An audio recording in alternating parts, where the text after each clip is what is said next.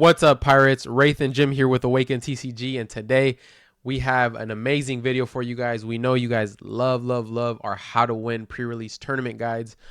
Me and Jim have had a lot of success when it comes to winning these winner cards. I don't think there's been a set where we haven't had a winner card, so we definitely have set 1 through 5 covered in winner cards, and hopefully the trend continues. But today we're going to talk about OP06, what to look for, what to play to try to get some wins. Yeah, credentials right here. So if you look at the two deck lists, those are both mine from OP04. I played two pre-release tournaments in OP04 and ended up winning both of them. I think they were both 16-person tournaments. We showed this last set in OP05, first anniversary sealed. But yeah, I played one with Kid, other one with Crocodile because I already won one and ended up winning it as well. So both good leaders, but we're going to talk about the leaders you should play later. And then in the bottom left, that is actually the one Wraith ended up winning. That was an OP05, and that was actually the only first anniversary tournament we were able to get into. So the only one we played was the only one that he won. Mm-hmm. So I mean, we win these a lot, and we do know what we're talking about here. So do like what we have to say is you like pretty much right.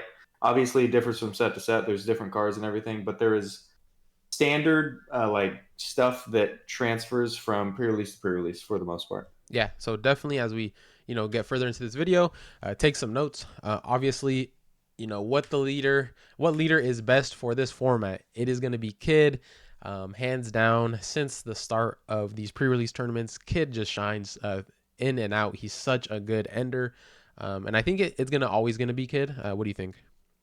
Yeah, the leader effect's too good in a meta where you're making a deck out of cards that sometimes just aren't good enough.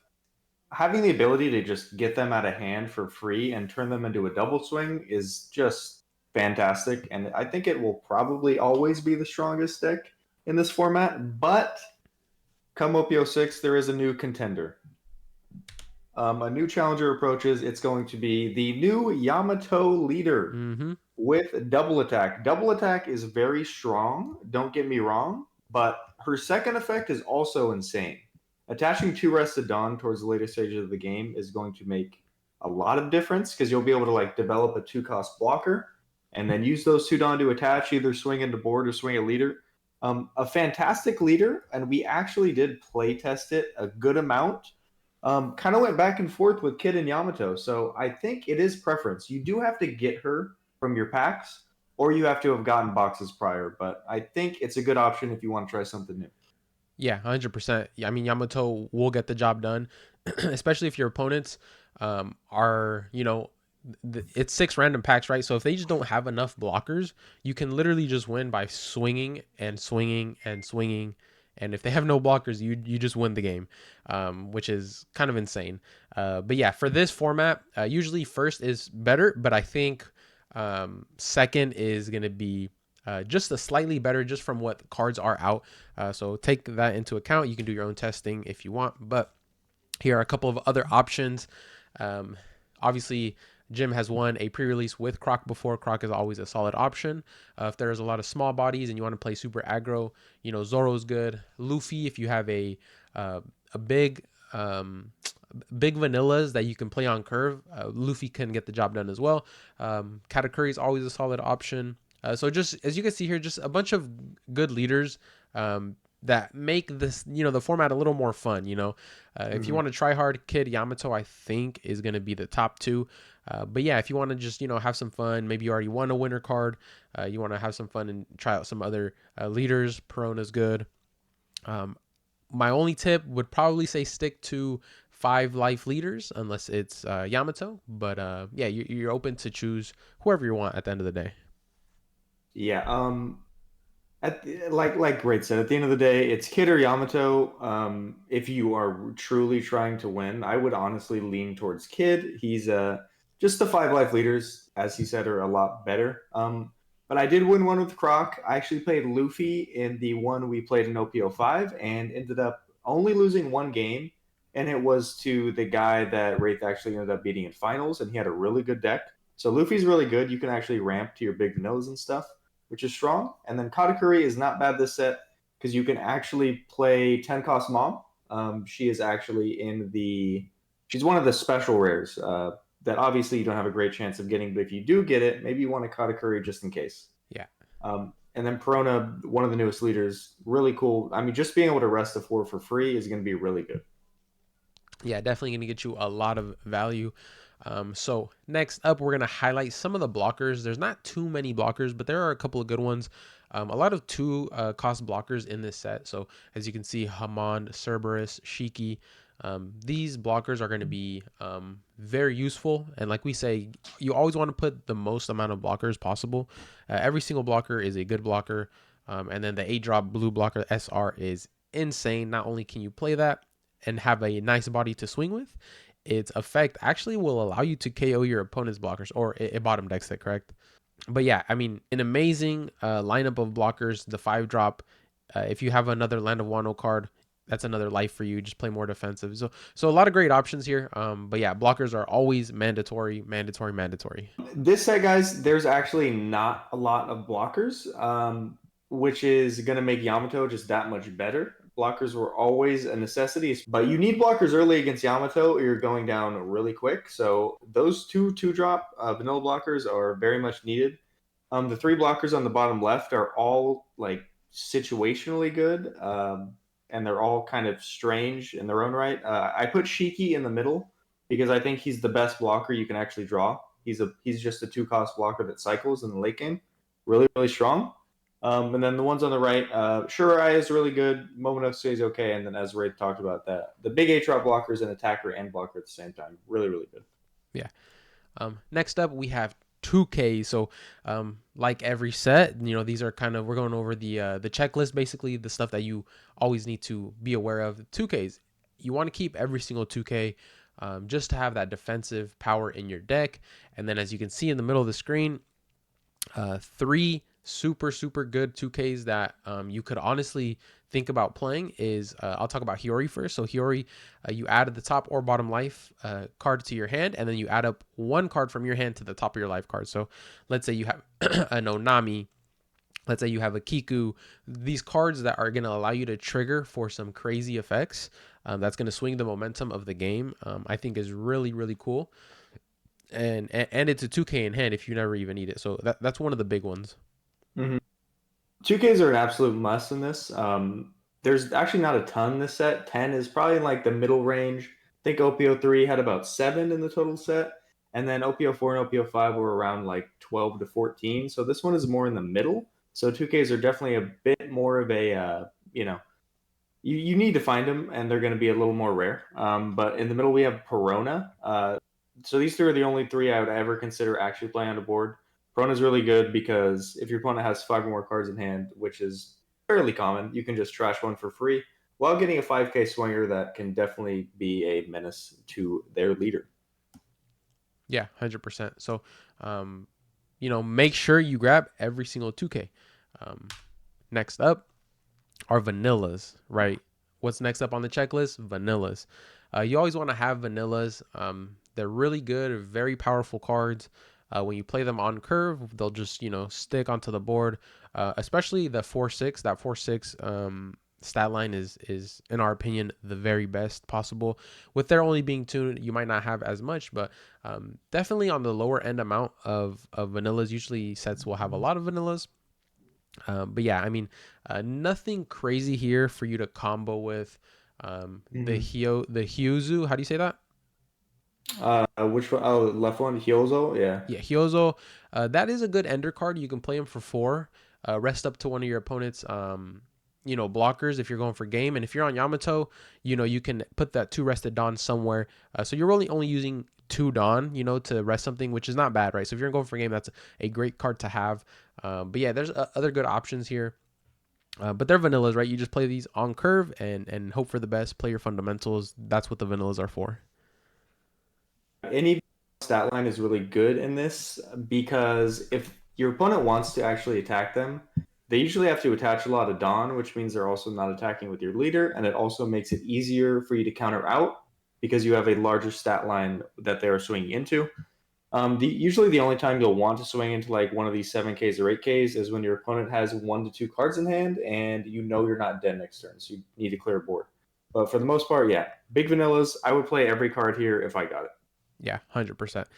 Let's go and see a couple of these cards here are if you have tos. I'd argue the only card on this list that I'm running every time is probably that Brook on the top right. That Brook is an insane card. Um, you know, just has a nice momentum swing, and it's a relatively bigger body. But besides that, if you, I mean, there's a lot of cards in this set that are not only leader locked, but just have very underwhelming effects, like the Fishman Pirate cards, where most of them have you have to add life. So a lot of the cards you're not going to be running. So if you have to, this is some of the cards where you got to finish up your list. You need 3 or 4 cards. You can go ahead and run some of these here that you see on the screen. So in our testing, every single one of these cards I actually had to put in my deck because in OP06, I think almost every color is locked to an archetype. So there's a lot of cards that are just completely unplayable. In red, there's a ton of stuff that's locked to film that you can't play. In green, there's a ton of stuff that's locked to a Fishman leader that you can't play. In blue is pretty much good for playing. It's pretty much generic stuff. Purple is all Germa stuff, which means you have to have less Dom than your opponent, which usually is never happening. So all that stuff is unplayable. The black stuff is all usually locked to a Thriller Bark type leader, so Mm-hmm. that stuff's pretty unplayable. And then as for yellow, yellow's actually generally good. It's just like usually play cards out of life when your opponent has 3 or less life. But there's actually not a lot of playable cards. Some cards are just completely unplayable when you use them for counter. So I'd honestly say for this set alone, every card here, if you get it, you probably have to take it. Obviously, if you high roll and then you only get great cards, we can excuse some of these cards, but usually every card on the screen right now, you're probably going to take. Yeah, yeah, it's pretty bad with OP06 from what we've been testing. uh, Now, some of the must-take cards we're gonna talk about.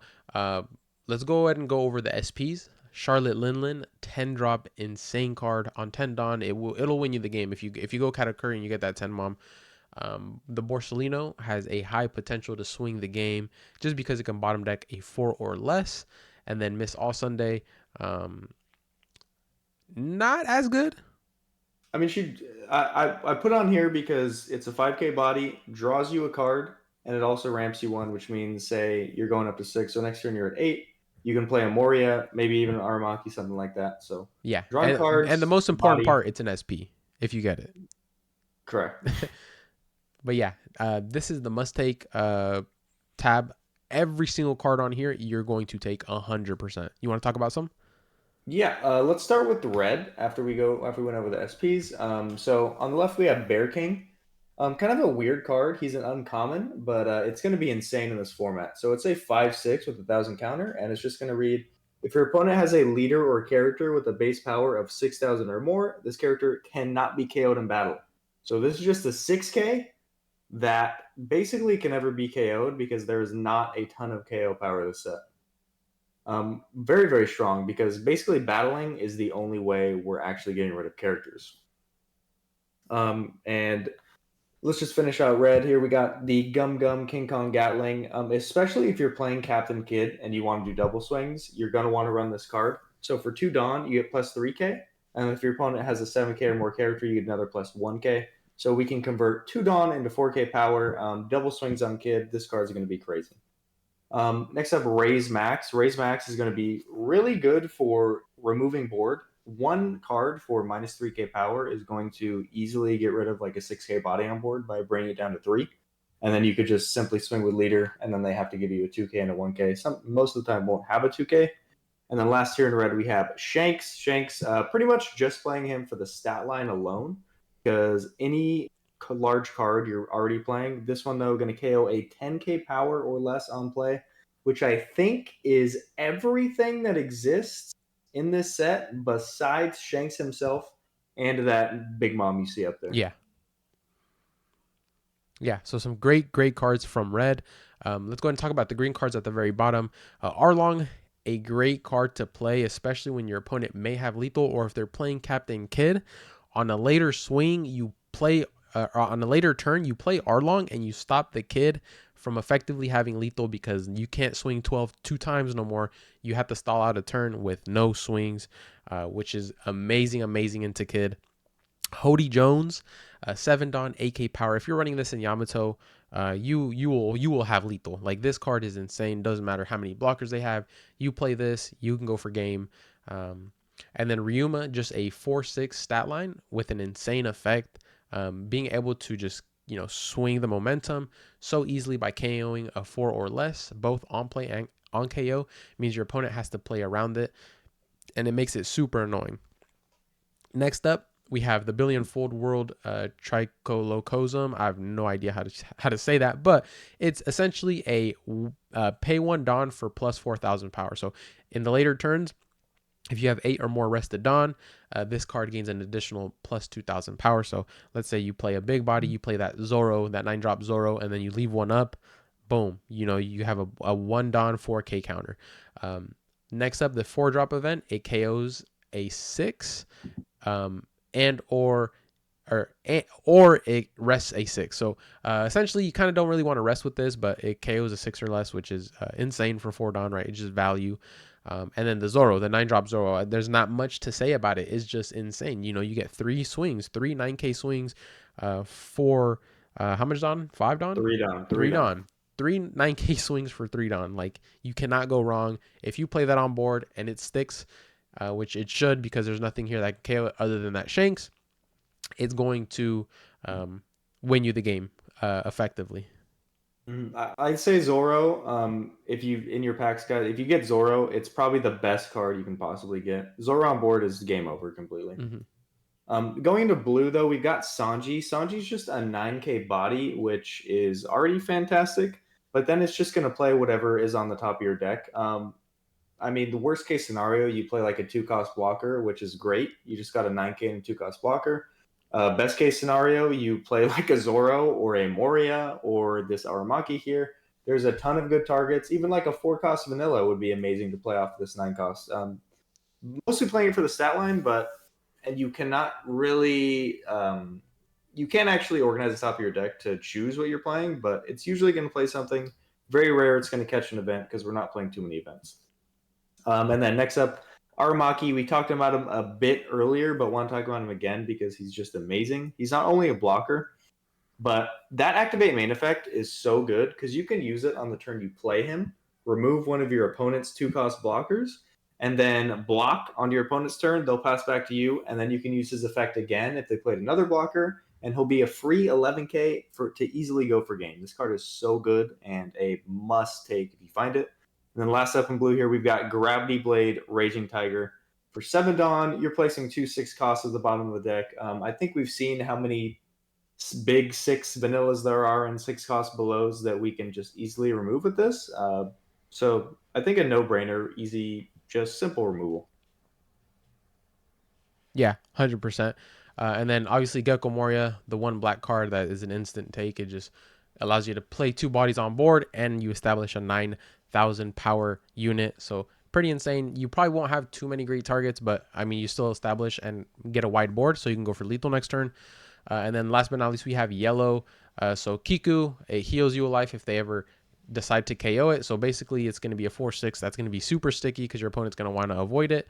Reject, an insane card. It makes you, lets you go for lethal, or it KOs a 5 or less, which is pretty insane for 4 Dawn, right? It's just so much value out of it. And then Onami, probably the best yellow card to come out in this set, right? 1K counter. It is a 2-drop 3,000 power, so it can swing 5 with the Yamato effect.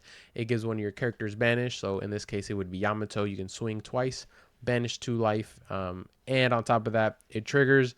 It's a Thunderbolt trigger, so it KOs a 5 or less. So such a flexible card, and yeah, these cards here are must takes, and you don't want to leave them out of your deck. For a set with a lot of completely unplayable cards, I think this is one of the sets with the most must takes by far. These are all fantastic cards. And it's kind of funny that the best color in black only has one must take card. I think the rest, besides Perona, which we talked about earlier, are just not that great in the sets. So that I just found that pretty funny. All right, Pirates, thank you guys so much for watching this How to Win Your OP06 Pre-Release Tournament Guide. We hope you guys learned a thing or two. Obviously, this is more of like a checklist kind of video. Obviously, we do one of these every single set. So, make sure you get your blockers, your 2Ks, your SRs. What are the must takes? What are the cards you have to throw in if you don't have a complete full 40 cards after your first, run through? But hopefully it will help you guys win some OP06 winner Zoros. Like, this Zoro card is so clean. The art is so nice. And so I definitely see these going to be worth a lot. And collection wise, yeah, it's such a good collector card. We hope you guys can win some games off of this guide. Anyways, that's going to be the end of this video.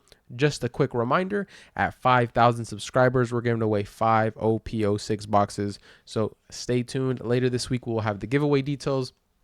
And we hope you guys can win some OP06 boxes. But with that being said, like this video, comment down below what leader you're going to play in the pre-release events. Subscribe to our channel, and we'll see you guys on the next one. Peace.